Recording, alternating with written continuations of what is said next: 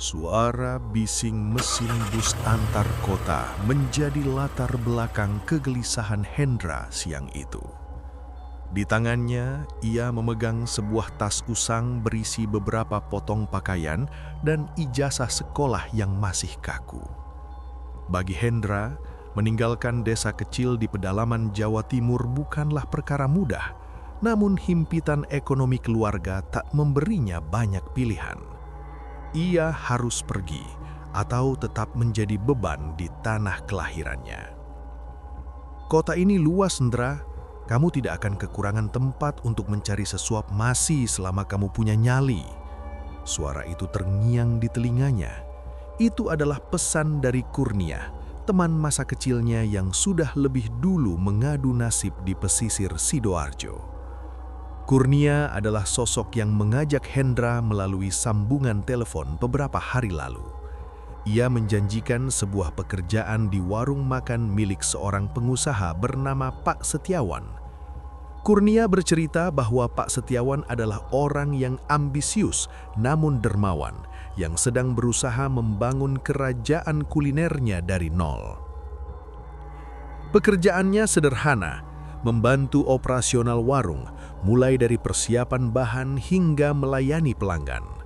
Setelah menempuh perjalanan hampir 7 jam yang melelahkan, bus akhirnya berhenti di terminal tujuan. Udara panas pesisir langsung menyergap pori-pori kulit Hendra begitu ia turun. Di sana, di dekat pintu keluar terminal, Kurnia sudah menunggu dengan sepeda motor tua yang knalpotnya mengepulkan asap putih. "Sudah sampai juga kamu akhirnya," sapa Kurnia sambil menepuk bahu Hendra dengan keras. Ada binar kegembiraan di mata Kurnia, namun Hendra sempat menangkap raut wajah temannya itu tampak sedikit lebih pucat dan kurus dibandingkan saat terakhir mereka bertemu di desa setahun yang lalu. "Bagaimana kabarmu, Kur? Warungnya ramai?" tanya Hendra setelah mereka mulai membelah jalanan kota. Kurnia terdiam sejenak. Deru mesin motor seolah menelan jawabannya. "Beginilah, Hendra, kadang ramai sekali, kadang sepi sampai kita bisa tidur di atas meja. Tapi Pak Setiawan sedang punya rencana besar. Kamu datang di saat yang tepat untuk membantu kami." Mereka akhirnya sampai di sebuah lahan kosong di pinggir jalan raya utama. Di sana, sebuah tenda besar berwarna oranye sedang berdiri tegak. Itulah warung nikmat milik Pak Setiawan. Aroma bumbu rempah dan uap dari kuali besar memenuhi udara. Namun ada sesuatu yang janggal dalam pandangan pertama Hendra. Meskipun lokasi warung tersebut sangat strategis, hanya ada 2 atau 3 orang pelanggan yang duduk di dalam, sementara warung di sebelah kanan dan kirinya tampak jauh lebih padat. Di pojok warung, terlihat seorang pria paruh bada mengenakan kemeja batik yang sudah pudar. Ia sedang menghitung tumpukan kertas kecil dengan wajah yang sangat tegang. Alisnya bertaut dan sesekali ia mengusap wajahnya dengan kasar. "Itu Pak Setiawan," bisik Kurnia. "Jangan banyak bertanya dulu. Dia sedang pusing karena omset minggu ini menurun tajam." Hendra mengangguk paham. Ia meletakkan tasnya di ruang kecil di belakang tenda yang disebut sebagai mes sederhana bagi para karyawan. Disinilah petualangan Hendra bermula. Sebuah awal yang tampak biasa, penuh dengan harapan seorang perantau, tanpa ia sadari bahwa di bawah tanah tempat ia berpijak tersimpan rahasia yang tidak akan pernah ia bayangkan dalam mimpi terburuknya sekalipun. Minggu-minggu pertama Hendra bekerja di warung nikmat terasa sangat menjemukan. Harapan untuk melihat antrian pembeli yang mengular pupus seketika. Setiap hari, rutinitas mereka dimulai sejak pukul 3 sore. Membangun tenda, menata meja, dan menyiapkan tumpukan ayam dan ikan lele yang sudah dibumbui. Namun, hingga jam menunjukkan pukul 10 malam, jumlah pembeli seringkali tidak lebih dari 10 orang. Hendra seringkali hanya berdiri mematung di balik penggorengan, menatap minyak yang mulai dingin karena jarang digunakan. Di sudut lain, Kurnia tampak sibuk mengusir lalat yang sesekali hinggap di nampan sambal yang masih penuh. Suasana di bawah tenda oranye itu terasa sangat berat, bukan karena kesibukan, melainkan karena keheningan yang menyesakkan. Di tengah kesunyian itu, sosok Pak Setiawan menjadi pemandangan yang paling mengkhawatirkan. Pria itu kini jarang berbicara. Ia lebih sering duduk di meja kasir, menatap kosong ke arah jalan raya yang ramai oleh kendaraan lalu lalang. Rokok kreteknya hampir tak pernah padam. Asapnya mengepul membumbung ke langit-langit tenda, menambah kesan suram di wajahnya yang kian hari kian kuyu. "Ndrah, kamu lihat Pak Setiawan?" bisik Kurnia saat mereka sedang membersihkan piring yang bahkan tidak kotor. Sepertinya dia sudah berada di ambang batas. Uang sewa lahan ini mahal, belum lagi modal untuk bahan baku yang sering terbuang karena basi. Puncaknya terjadi pada suatu Selasa malam yang gerimis. Setelah menutup warung lebih awal karena tidak ada satupun pembeli dalam 3 jam terakhir, Pak Setiawan memanggil Hendra ke meja kasir. Lampu neon yang berkedip-kedip di atas mereka menciptakan bayangan panjang yang tampak nari-nari di wajah sang bos. "Hendra, kamu orang Ngawi kan?" tanya Pak Setiawan tiba-tiba. Suaranya serak dan berat, seolah beban hidupnya menumpuk di tenggorokannya. "Benar Pak, ada apa?" jawab Hendra sopan namun waspada. "Saya dengar di sana, di daerah asalmu, ada tempat yang kuat, tempat di mana orang-orang yang sudah buntu jalannya bisa mendapatkan pertolongan." Pak Setiawan menatap tajam ke mata Hendra. Ada kilatan ambisi yang bercampur dengan rasa takut di matanya yang merah karena kurang tidur. "Temani saya ke sana besok malam, Hendra. Hanya menemani. Saya butuh orang yang tahu medan dan bisa saya percaya," lanjut Pak Setiawan sambil meletakkan segopok uang di atas meja sebagai jaminan. Hendra menelan ludah. Ia melihat ke arah Kurnia yang pura-pura sibuk di kejauhan, lalu kembali menatap wajah Pak Setiawan yang tampak memelas sekaligus mengancam. Di bawah rintik-rintik gerimis yang membasahi tenda itu, Hendra akhirnya mengangguk pelan. Ia tidak tahu bahwa anggukan itu adalah kunci yang membuka pintu menuju sebuah kegelapan yang tidak akan pernah ia bayangkan dalam mimpi terburuknya sekalipun. Tepat pukul 11 malam, sebuah mobil tua berwarna hitam legam meluncur membelah jalanan aspal yang sunyi. Pak Setiawan duduk di balik kemudi dengan tatapan lurus ke depan, sementara Hendra duduk di sampingnya, merasa jantungnya berdegup lebih kencang dari biasanya. Tidak ada musik, tidak ada obrolan ringan. Yang terdengar hanyalah deru mesin dan gesekan ban dengan aspal. Perjalanan menuju pinggiran Ngawi terasa lebih lama dari yang seharusnya. Semakin jauh mereka meninggalkan pusat kota, jalanan semakin menyempit dan lampu penerangan jalan mulai menghilang, digantikan oleh jajaran pohon jati yang tampak seperti raksasa hitam yang mengawasi mereka di kegelapan. "Ingat Hendra," suara Pak Setiawan memecah kesunyian, terdengar dingin. "Apapun yang kamu lihat atau dengar nanti, jangan pernah bertanya. Tetaplah di dekat kendaraan jika aku tidak memanggilmu."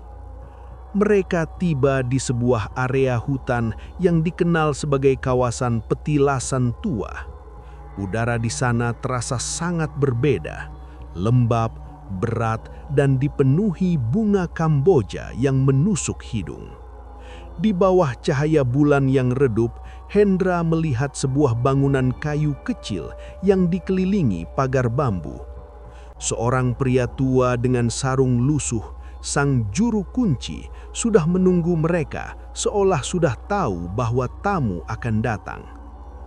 "Sudah mantap niatmu, nak?" tanya juru kunci itu dengan suara yang serak. Matanya yang sayu menatap Pak Setiawan, lalu beralih kepada Hendra dengan tatapan yang sulit diartikan. Pak Setiawan hanya mengangguk tanpa ragu.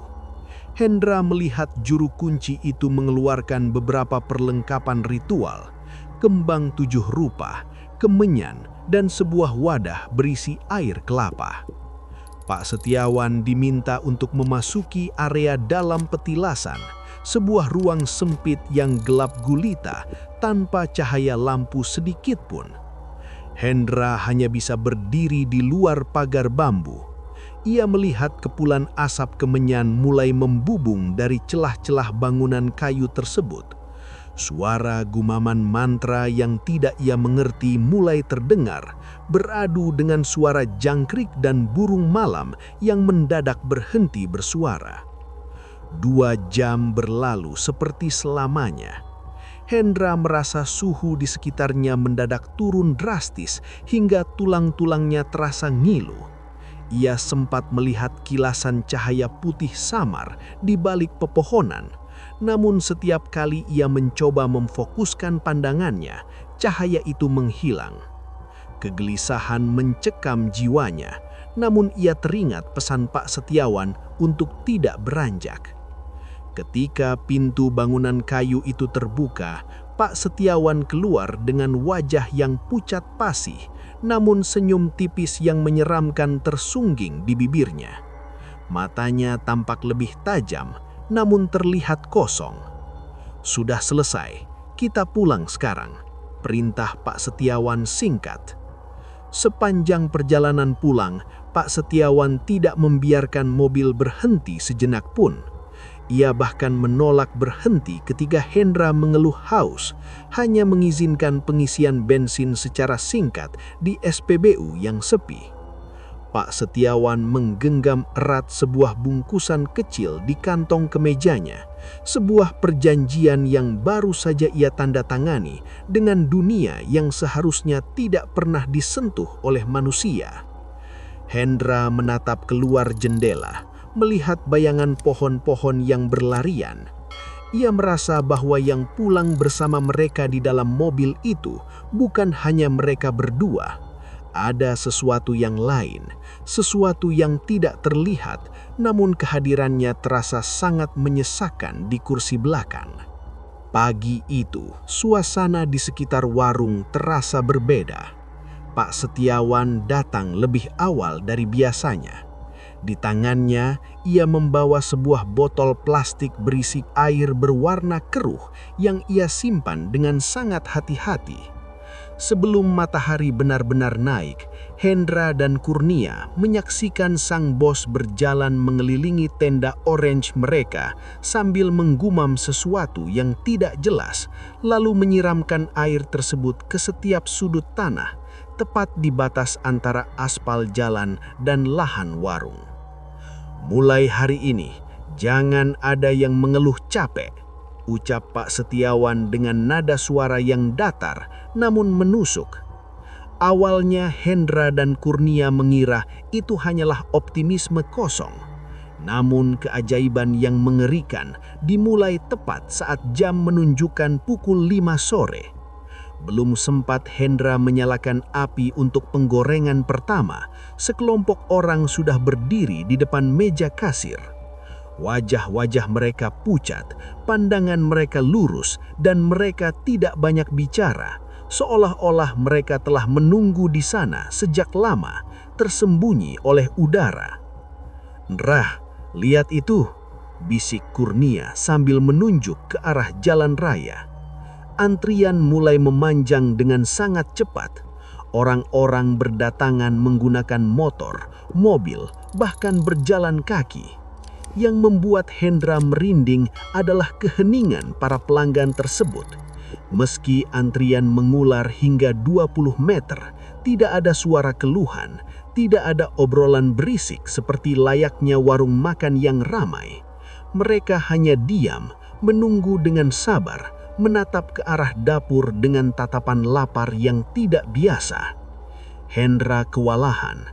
Tangannya bergerak cepat kilat memasukkan potongan ikan dan ayam ke dalam minyak panas. Anehnya, aroma masakan yang biasanya harum kini terasa lebih amis bagi hidungnya sendiri.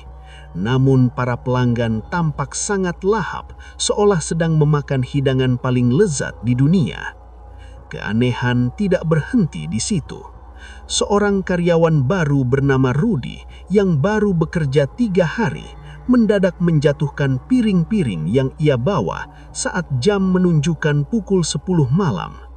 Wajahnya pucat pasi, matanya melotot ke arah pojok tenda yang paling gelap. Ada yang berdiri di sana, tunjuk Rudy dengan jari gemetar.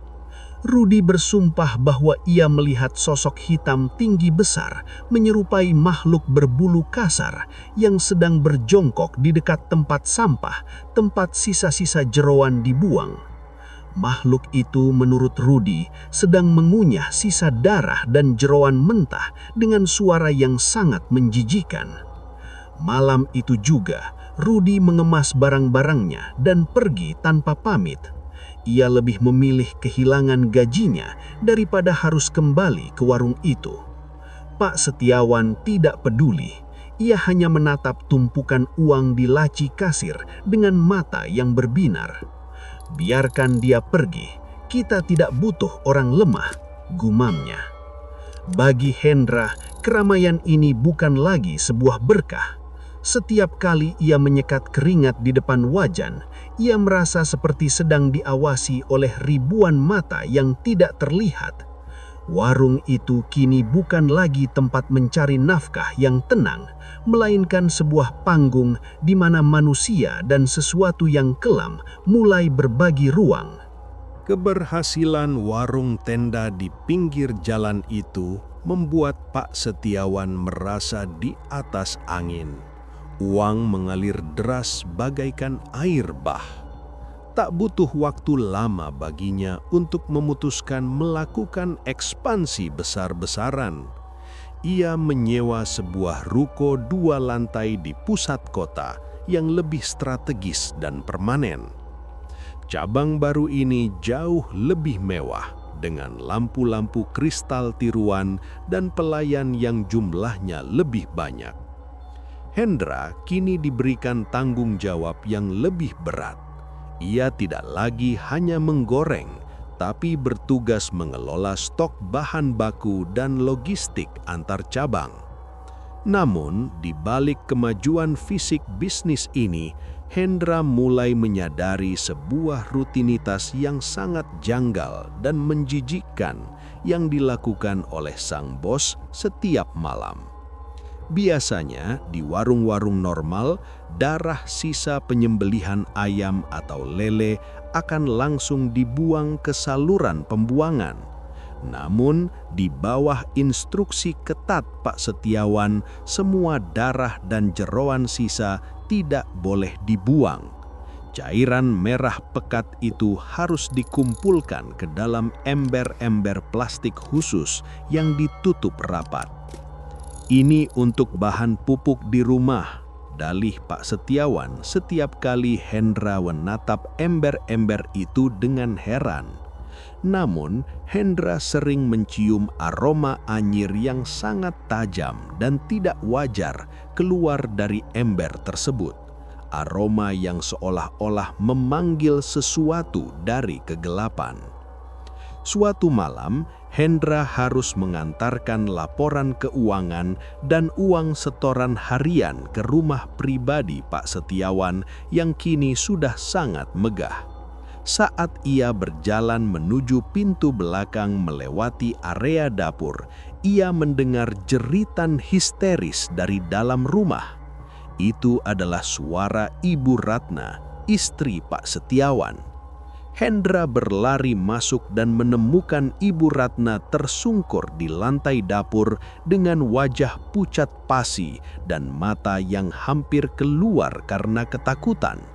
Di pojok pintu dapur yang gelap, dekat ember merah yang baru saja dibawa pulang oleh Pak Setiawan, Ibu Ratna menunjuk dengan jari yang gemetar hebat. "Ada yang minum di sana!" teriaknya histeris. Hendra mencoba menfokuskan pandangannya ke pojok ruangan. Untuk sesaat, ia melihat bayangan hitam yang sangat besar, menyerupai manusia, namun dengan proporsi tubuh yang bengkok, sedang membungkuk di atas ember berisi darah tersebut. terdengar suara kecipak lidah yang menjilati cairan kental itu dengan rakus. Bau anyir yang busuk mendadak memenuhi ruangan, membuat Hendra mual luar biasa. Pak Setiawan segera muncul dan tampak sangat marah melihat kehadiran Hendra di sana. Ia langsung menarik istrinya masuk ke dalam kamar dan mengunci pintunya. "Pulanglah Hendra, jangan pernah membahas apa yang kamu lihat tadi," bentak Pak Setiawan dengan tatapan mata yang seolah-olah ingin membunuh. Malam itu, Hendra pulang dengan perasaan yang hancur. Ia sadar bahwa kekayaan yang dinikmati Pak Setiawan saat ini dibayar dengan makan siang bagi makhluk-makhluk yang haus akan darah. Namun yang lebih mengerikan adalah kondisi Ibu Ratna. Sejak kejadian malam itu, wanita yang semula sehat tersebut mendadak jatuh sakit. Ia mulai batuk darah dan mengeluh bahwa setiap kali ia menutup mata, ia merasa ada lidah panjang yang menjilati wajahnya di kegelapan. Rahasia cairan merah itu kini bukan lagi sekedar misteri, melainkan awal dari tumbangnya satu persatu anggota keluarga sang pengusaha.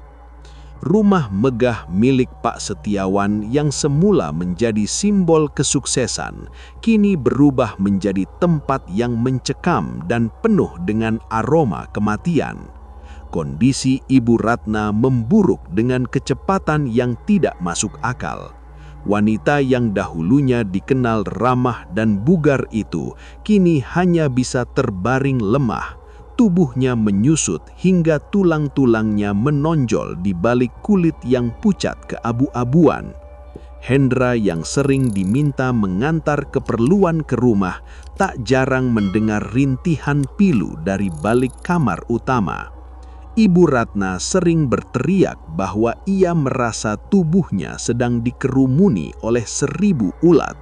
Padahal saat seprei diganti tidak ada apa-apa di sana. Dokter-dokter terbaik dipanggil, namun hasil laboratorium selalu menunjukkan hal yang sama, sehat secara medis. "Dia bukan sakit, Dokter Ndra," bisik Kurnia suatu sore di belakang warung. "Dia sedang dihisap perlahan." Hanya dalam waktu 35 hari sejak jatuh di dapur, Ibu Ratna menghembuskan nafas akhirnya. Kejadian itu terjadi tepat saat kumandang maghrib. Namun yang membuat Hendra bergidik ngeri adalah kondisi jenazah Ibu Ratna. Seluruh permukaan kulitnya mendadak berubah menjadi biru gelap kehitaman, seolah-olah ada racun yang menyebar secara instan di dalam darahnya sesaat setelah jantungnya berhenti berdetak. Belum kering tanah makam Ibu Ratna, tagihan berikutnya mulai menyasar putri sulung mereka, Maya. Maya adalah seorang gadis remaja yang ceria, namun semua itu sirna dalam semalam. Suatu pagi, Maya menjerit karena kedua kakinya membengkak hebat secara tiba-tiba. Hendra sempat melihat kondisi kaki Maya saat membantunya dipindahkan ke kursi roda. Kaki itu tidak lembek seperti bengkak air pada umumnya, melainkan keras dan dingin seperti bongkahan batu atau tembok. Kulitnya meregang kencang hingga berkilat dan warnanya mulai berubah menjadi kemerahan yang tidak wajar. "Mas Hendra, tolong bilang ke Papa," bisik Maya dengan suara gemetar suatu malam ketika Hendra berjaga di ruang tamu. "Setiap malam ada nenek-nenek tua yang duduk di ujung tempat tidurku. Dia memegang kakiku dan bilang kalau giliranku sebentar lagi. Aku juga sering melihat ibu berdiri di pojok kamar, tapi wajah ibu hitam semua, Mas." Pak Setiawan tampak semakin gila dengan keadaan ini. alih-alih menghentikan praktik mistisnya, ia justru semakin sering membawa ember-ember darah ke pojok-pojok rumah, seolah mencoba menyuap makhluk yang sedang menagih janji tersebut agar berhenti menyakiti anaknya. Namun kegelapan tidak mengenal kata kompromi. Maya mulai mengalami sesak nafas yang hebat setiap kali jam menunjukkan pukul 3 dini hari, waktu yang sama saat warung Pak Setiawan mencapai puncak keramaiannya. Pada malam ke-40 setelah kematian ibunya, Maya pun menyusul. Ia meninggal dengan kondisi yang sama tragisnya, tubuh yang membiru dan kaki yang tetap keras membatu.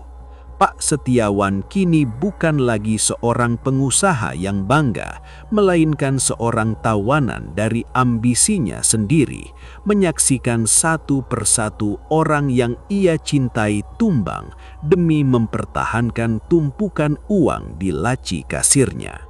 Setelah kepergian Ibu Ratna dan Maya, rumah besar itu terasa seperti sebuah makam yang luas.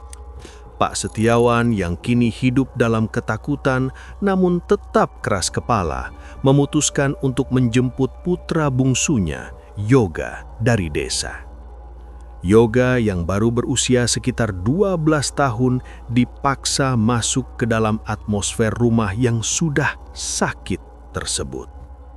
Namun, Yoga bukanlah anak biasa. Sejak hari pertama menginjakkan kaki di rumah itu, ia mulai menunjukkan perilaku yang sangat ganjil. Hendra sering mendapati Yoga sedang duduk sendirian di bawah pohon pisang di belakang rumah pada tengah malam, berbicara dan tertawa seolah-olah ada teman bermain di hadapannya. "Yoga, sedang bicara dengan siapa?" tanya Hendra suatu malam dengan perasaan was-was. Yoga menoleh dengan tatapan mata yang kosong. "Itu mas, ada teman baru. Badannya besar, hitam, tapi dia suka makan apa yang dibawa papa di ember merah. Dia bilang sebentar lagi dia mau mengajakku jalan-jalan ke danau yang bagus." Hendra merasa bulu kuduknya berdiri. Ia tahu danau bagus yang dimaksud bukanlah tempat di dunia ini. Ketakutan Hendra semakin memuncak saat melihat Yoga menolak makan masakan dari warung ayahnya sendiri. Yoga sering berjerit histeris sambil menunjuk ke arah piring nasi yang disajikan. "Ada ulatnya, Mas! Banyak belatung kecil keluar dari ayamnya!" teriak Yoga sambil melempar piring hingga pecah berantakan. Padahal, di mata Hendra, ayam goreng itu tampak sangat renyah dan menggiurkan. Sejak saat itu, Yoga hanya mau makan jika Hendra membelikannya nasi bungkus dari warung lain di luar. Puncaknya terjadi pada suatu malam Jumat Kliwon. Yoga menghilang dari kamarnya. Seluruh karyawan, termasuk Hendra dan Kurnia, dikerahkan untuk mencari. Pak Setiawan tampak sangat histeris. Yoga akhirnya ditemukan 2 hari kemudian di atas dahan pohon pisang yang tinggi dalam kondisi lemas dan tatapan yang linglung. Ia bercerita bahwa ia telah dibawa ke sebuah tempat yang sangat indah, namun dijaga oleh sosok-sosok menyeramkan dengan mata merah menyala. Tragedi tak terelakkan terjadi seminggu kemudian. Yoga yang sedang mengendarai sepeda motor di dekat area warung cabang tiba-tiba kehilangan kendali. Saksi mata mengatakan bahwa Yoga seolah-olah sengaja menabrakkan dirinya ke arah truk tronton yang sedang melaju kencang. Kecelakaan itu sangat mengerikan. Yoga meninggal seketika di tempat kejadian dengan kondisi tubuh yang hancur, persis seperti persembahan yang biasanya Pak Setiawan berikan dalam ember-ember merahnya. Melihat Yoga tewas dengan cara yang begitu tragis, Hendra merasa jiwanya sudah tidak sanggup lagi bertahan. Ia melihat Pak Setiawan yang menangis meraung-raung di atas jenazah anaknya.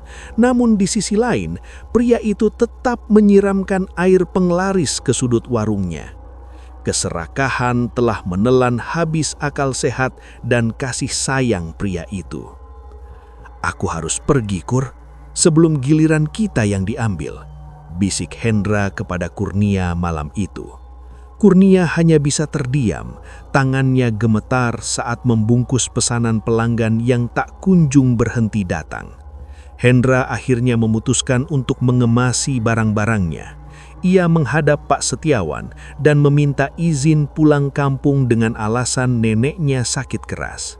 Meskipun Pak Setiawan menawarkan kenaikan gaji 3 kali lipat dan 1 unit motor baru agar Hendra tetap tinggal, keputusan Hendra sudah bulat.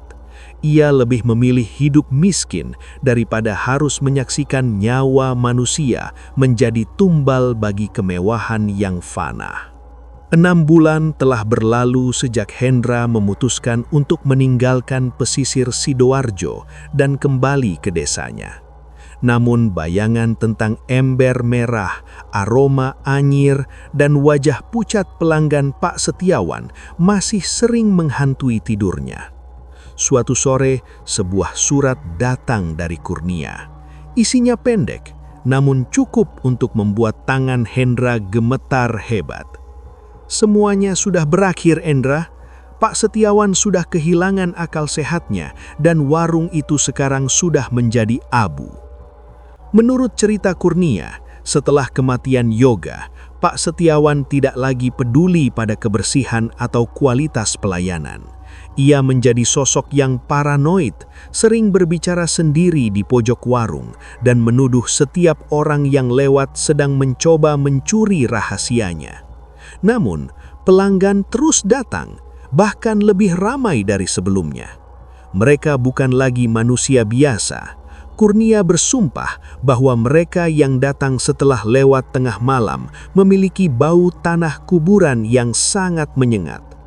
Puncaknya terjadi pada suatu malam Selasa Kliwon. Entah dari mana asalnya, api mendadak berkobar dari dapur ruko mewah Pak Setiawan. Saksi mata mengatakan api itu berwarna biru keunguan dan tidak bisa dipadamkan dengan air biasa.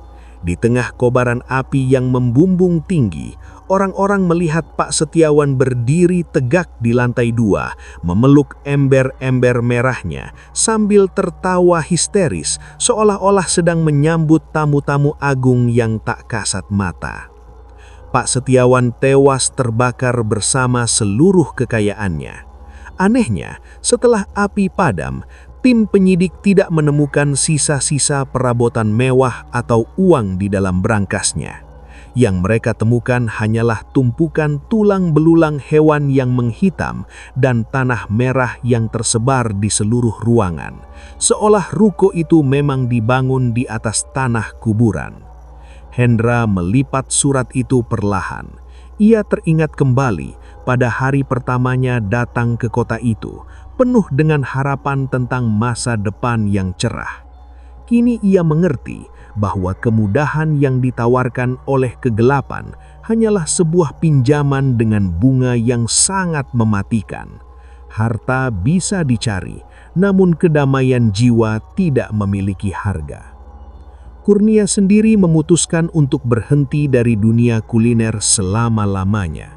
Ia kini bekerja sebagai buruh tani di desa tetangga, mencoba membersihkan diri dari sisa-sisa energi negatif yang sempat melekat padanya.